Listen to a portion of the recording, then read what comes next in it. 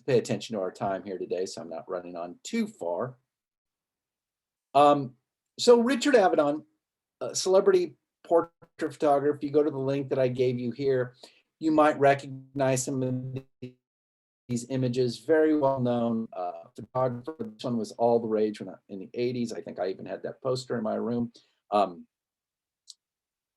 But you can see here, you know, celebrity after celebrity.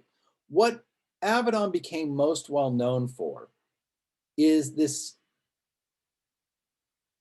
glowing white background with people just against the white background and photographed.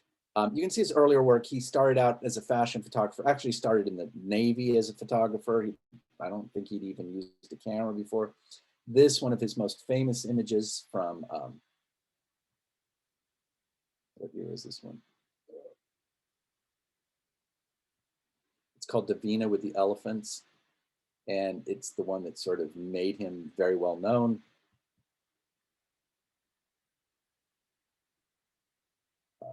That one was in 1955. So again, kind of an older one. You see these from the 80s, the 70s. This glowing white background is what he sort of became most well known for.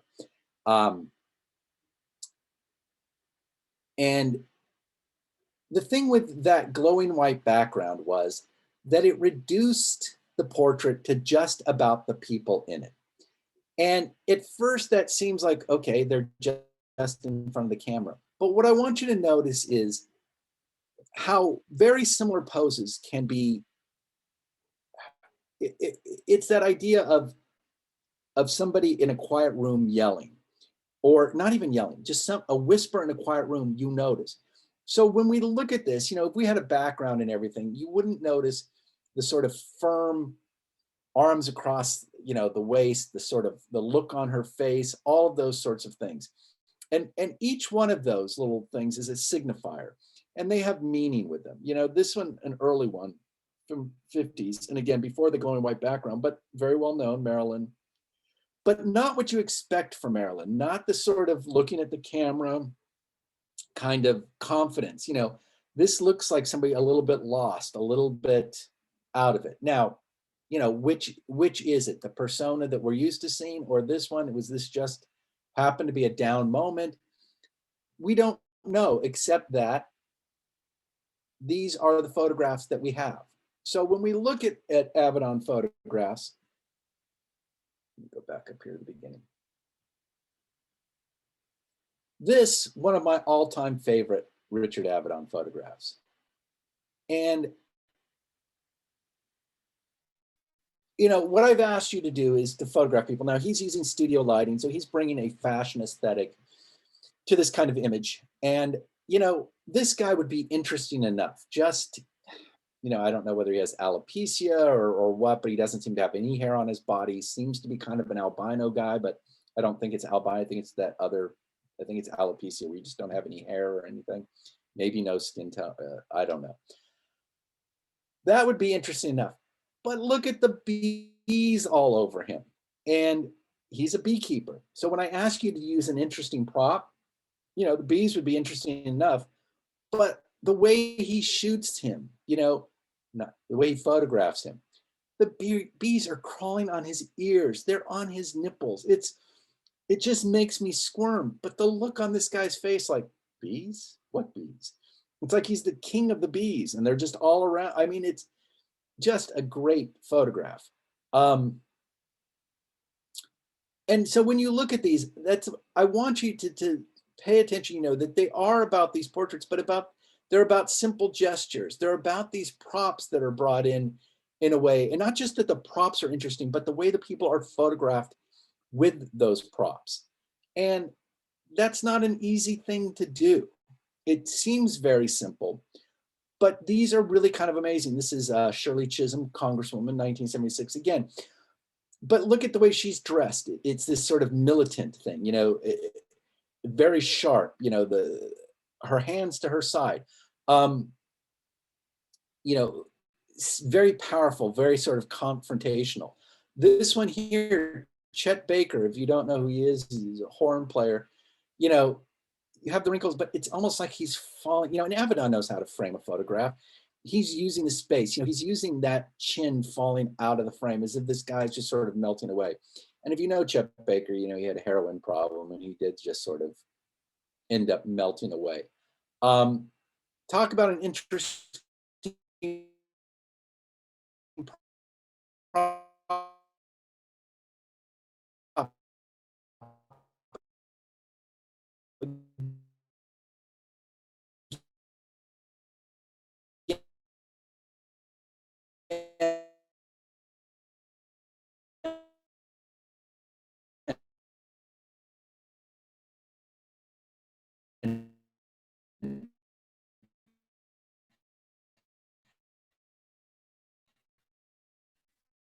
Here's a rattlesnake skinner, and these are from different groups of avedon. I'm going to quickly his criticism in Nintendo. Here's Francis Bacon, and if any of you are art people, you might know who Francis Bacon is, a painter.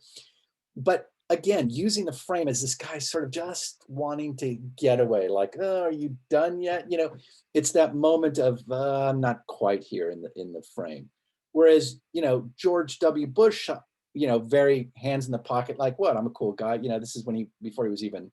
This is the first George Bush, when he was the director of the CIA, I believe. Yeah. It's like, what? Nothing to see here. Well, okay, I'm just a guy in a tie. Okay, can we get this over with? So it is that sort of feeling. When you look at Twiggy with the way he shot her hair all flowing up.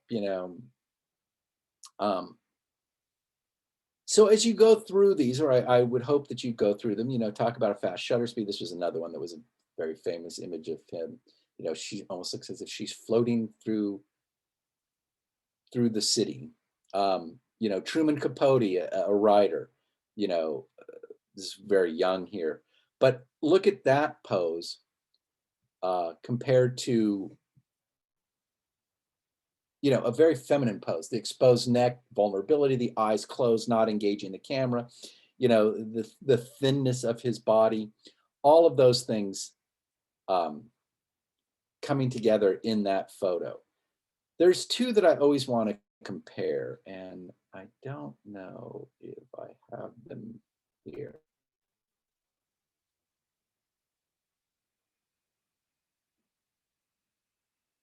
I may have to come back and talk about Avedon a little bit more. We may have to revisit him.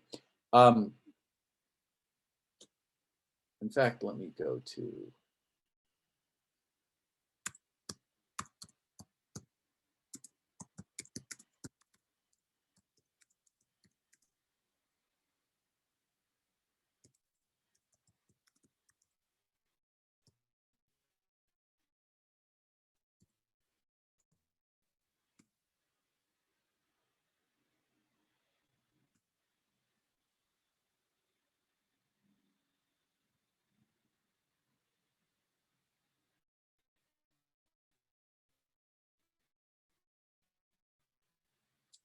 So that's the Marlon Brando. Oh, here are the two of them.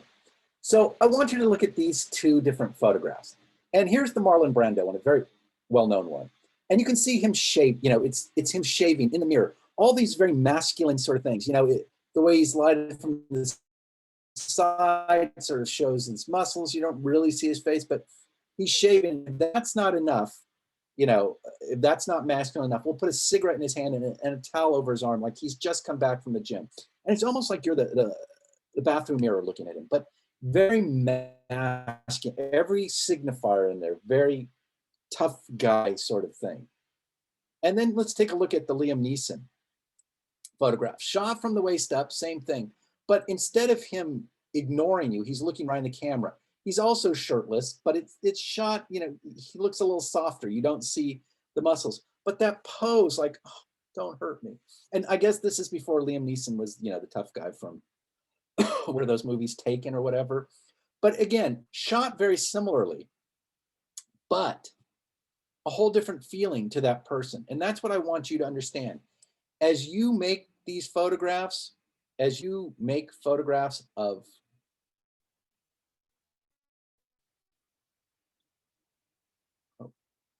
what have I done? As you make photographs, you are deciding how a person is represented. A representation This, you are making a representation of that person. You are deciding how we will see them. Okay, so avedon, you know, is interesting because it doesn't seem like there's much in his photographs, but when you really look at them, you can see all the things happening in those photographs. David LaChapelle, on the other hand, way over the top in his photos. And the internet so bad today. It's just coming up. Oh, shouldn't things be better by now?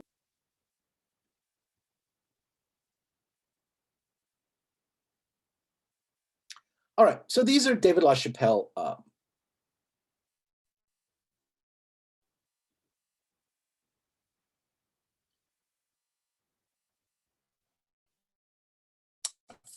photographs.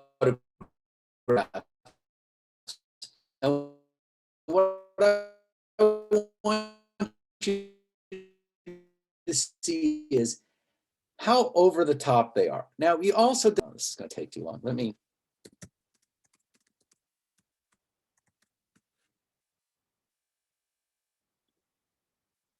see if I can get the video to work.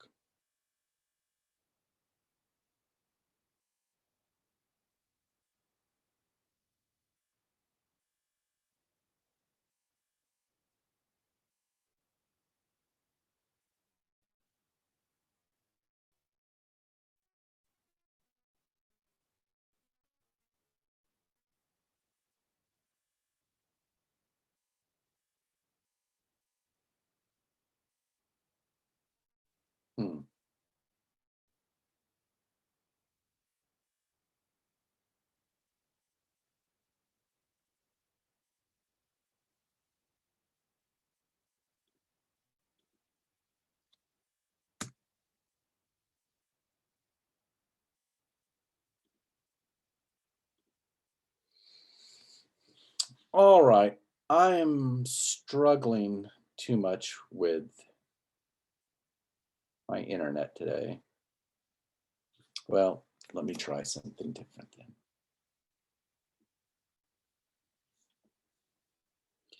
Let me try hotspotting myself.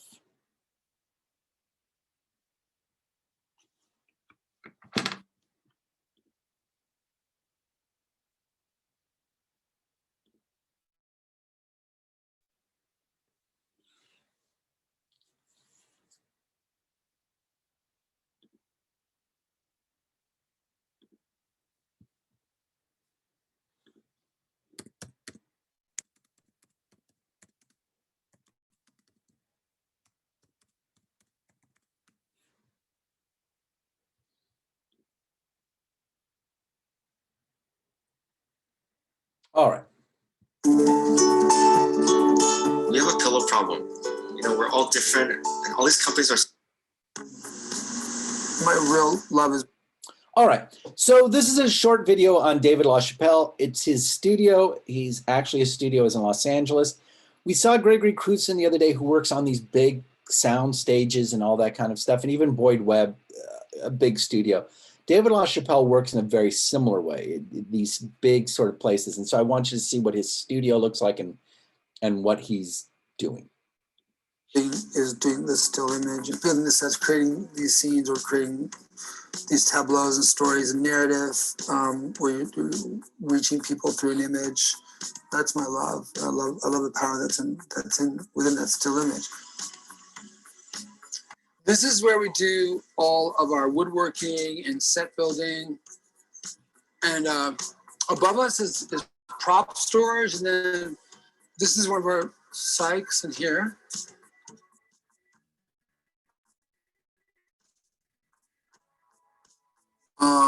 This is my workroom, editing room. I like to be back here. It's quiet, and I have the lights so that the color balance lights. Because photography, everything's about color and center. This is where we watch movies and stuff. Everybody take a seat and watch a movie. I grew up in Connecticut. At 15 years old, I dropped out of school and came to New York. I was already going to New York around 14 years old, taking the train. It was a 45-minute train ride, or an hour train ride from on Grand Central. Started going to nightclubs. I started going to discos and nightclubs in Connecticut, and then we started going to New York. It really was big time for dancing. And so it was just a great time to come of age. And I had all these really cool friends in New York, you know, and they weren't that much older than me. I mean, they were 18, 19, or 20, but I felt, you know, pretty mature at that time, even though I wasn't. And I moved in with this girl, Vanessa, on First Avenue and First Street. She worked at CBGB's, which was a nightclub, and I got a job at Studio 54. So she'd always tease me because I was like going to the, you know, what she thought was like a fruity, like it was like an uptown club. She was like downtown, but I would go to both. You know, I go to Mud Club and CBGB's, and then there'd be, you know, Studio 54, because I liked the glamour, and I also liked, you know, hanging out downtown where I lived in the East Village. Then I was 17, and my dad came. I always kept in touch with my parents. You know, they were great. And my dad was like, he finally just was like, you gotta just try to finish high school. Like, you can't just be sitting in New York another year. You know? And we'd heard about this art school in North Carolina, called North Carolina School of the Arts in Winston-Salem, and they accepted me. They let me in as a senior. I never graduated because I didn't have enough credits, but halfway through our senior year, we took I had a photography intensive, like for the second half of the year, and I knew right then, you know, at that school, that photography was it. And I never really finished a drawing or painting, like really finished a drawing and painting. I still sketch and sketch ideas and stuff, but that really, it was it for me. It was just a great place to meet other young artists, whether they were dancers or visual artists or musicians, just like-minded kids. It was really incredible. And from that school, I came back to New York when I was 18 and just picked up where I left off. My friend had a loft on 23rd, Park Avenue South, and she was working in the fashion business at the time, and she was a couple years older than me. And we were best friends, and I said, she was using her darkroom. She had a darkroom in there, space of my photographs. And that was 84, and I called it, first show was Good News from Modern Man. The first photos I did were black and white. I printed it all myself, and I was doing a lot of experimenting with bleaching on prints. There was a lot of interest in the metaphysical, playing with magic, and or the unphotographable, the idea of the soul or life after death were pretty heavy on my mind. And nude, figurative, natural light, black and white, heavily Renaissance inspired. I started working for an interview with the second show at Lisa's Gallery in 84. We did a show 3 months later called Angels, Saints, and Martyrs. And that show got, I kept bringing my pictures back to the offices of interview because he said, so there's pictures. So from 84 to 87, I was showing in galleries and working at interview, which, you know, just getting published was really exciting. And I shot, you know, the first picture the Beastie Boys ever published was mine, and just getting these great assignments, you know, like meeting all these cool people and just getting your picture printed in it was an oversized magazine, and wound up taking the last portrait of Andy, like formal portrait of him before he died, just a couple weeks before he died. We didn't know, of course, he was going to die. Nobody thought that. He was so young. I was just in love with photography and wanting to give something to the world rather than, I don't know, this idea of like, I never thought I was gonna make money or notoriety or things like that never really crossed my mind, honestly. Like, it was more about what can I give rather than what am I gonna get, you know, out of it or something. Especially when my friends started dying of AIDS and things like that, I wanted to do pictures that were uplifting. I never wanted to create more confusion or darkness or ugly things in my, you know, and then that's a relative term, because what's ugly to me may not be ugly to you, or what's beautiful to me may not be beautiful to you. But I had to just be really truthful with myself, or honest, and take pictures that I thought were beautiful. Later, you know, it started seeing more celebrities and stuff like that, but it was, you know, an unplanned journey. People always say, why don't you show your sets or show, galleries. My head would explode if I started doing installations. I keep it to photography just to give myself parameters. So when I was doing this midnight circus, I was just glad to be involved because I love nightlife and dancing. I think it's a great release. A project like this, in my mind, is just an opportunity to create something, that will wind up in photographs anyway, and wind up sort of as a sort of memorable snapshot of mine, if not a real photograph, probably both. So I just think of it as a set piece for photograph. I like short form film, like commercials and videos and stuff, but music videos aren't really. The last one we did was Florence the Machine Spectrum a few weeks ago, and that was a lot of fun. She's super nice. When we first came here, we were cold and we were clear, with no colors on our skin. We were light and thirsty. Something that was once done only by men could be the key to taking years off your appearance. Sorry, I didn't know that YouTube does that now in the middle of videos. This is another shooting area. This is where we, one of the Florence sets was, we had it rigged so light could come through the floor, and lights were back here and chandelier. So I like to recycle sets and use them over and over, repaint them. I don't like to, we try to be as economical as possible with saving resources, and also, it's just, so having a nice studio like this in LA, we can keep a lot of the flats and reuse them over and over, repaint them, instead of having to build them and chuck them out. So we use all these elements and reconfigure them into different, depending what shoots we're doing.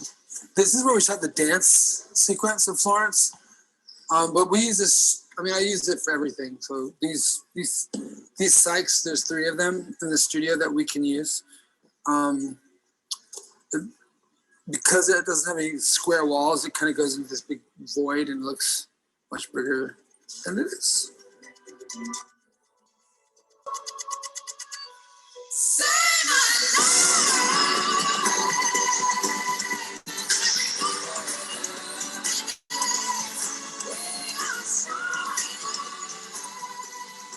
To me, that's the magic of art, when you connect, like when you hear a song. I'm feeling, I felt I've been there, that, or just the notes and tone of the music, the melody that haunts you, that stays with you. I strive for my photographs to have that same impact and the same feelings. When you walk into a gallery or a museum exhibition or something, you see that, and that's what I strive for. That's sort of the goal. Okay, so that's David LaChapelle.